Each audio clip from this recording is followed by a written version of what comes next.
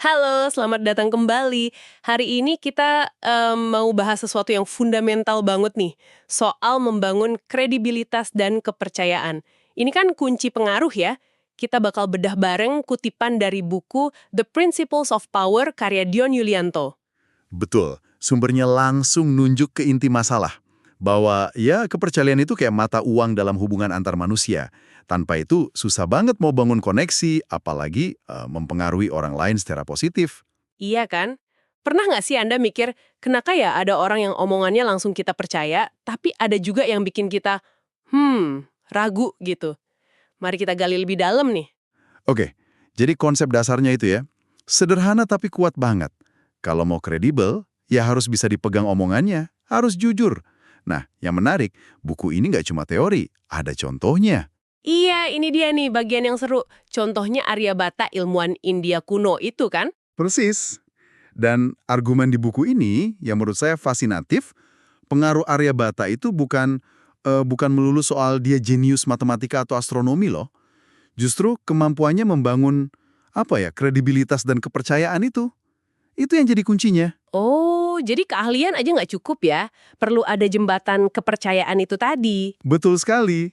Kayak keahliannya jadi lebih nendang gitu kalau orang percaya sama dia. Terus gimana Aryabhata bangun jembatan itu? Buku ini kan nyebutin beberapa hal ya, kayak dedikasinya yang luar biasa. Iya, dedikasinya jelas, tapi juga sikapnya.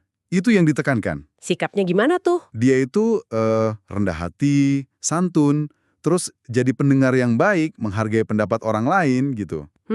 Oke. Dan yang penting juga, dia nggak pelit ilmu, suka berbagi. Wah, lengkap ya. Jadi kalau ditarik benang merahnya, kisah Aryabhata ini kayak bukti nyata gitu ya?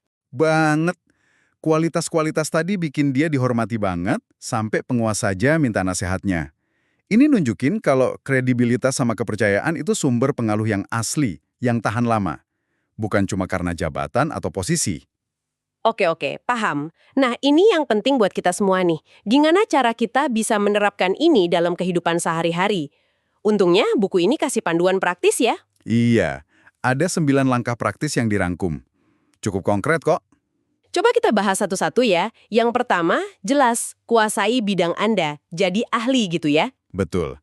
Dan ini bukan cuma tahu di permukaan, tapi benar-benar paham mendalam. Sampai kita memancarkan keyakinan. Itu fondasinya. Dan ini nyambung ke poin kedua ya. Jaga integritas dan etika. Harus jujur, konsisten. Tepat, karena keahlian tanpa integritas itu ya rapuh aja. Kayak rumah tanpa fondasi yang kuat. Setuju. Terus yang ketiga, Bersikap ramah dan terbuka. Iya, ini bukan cuma basa-basi sopan, tapi beneran dengerin orang lain, hargai sudut pandang mereka. terus berbagi pengetahuan. Ini kayak investasi kepercayaan ya. Bisa dibilang gitu. Langkah kelima, tetap rendah hati. Walaupun udah jago, tetap mau belajar. Jangan merasa paling tahu. Nah, langkah keenam ini nih. Yang tadi saya bilang agak unik. Jujur soal keterbatasan kita. Agak aneh ya. Iya, kedengarannya kontraintuitif. Tapi coba deh pikirin.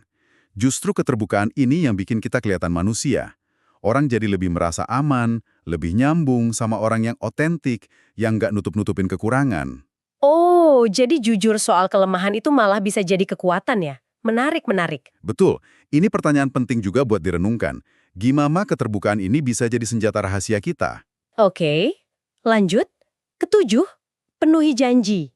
Ini bukti nyata kalau kita bisa diandalkan. Pasti. Kedelapan, hadapi tantangan. Jangan menghindar, tapi tunjukkan kalau kita bisa cari solusi, proaktif gitu. Dan terakhir kesembilan, beri ruang buat orang lain. Jangan mau dominasi terus, biarin orang lain juga berkembang. Nah, kesembilan langkah ini, kalau kita lakukan terus-menerus, konsisten, itu bakal jadi fondasi yang kuat banget. Ini bukan cara instan, tapi investasi jangka panjang buat bangun pengaruh positif dan rasa hormat yang tulus. Oke, jadi kesimpulannya jelas banget ya.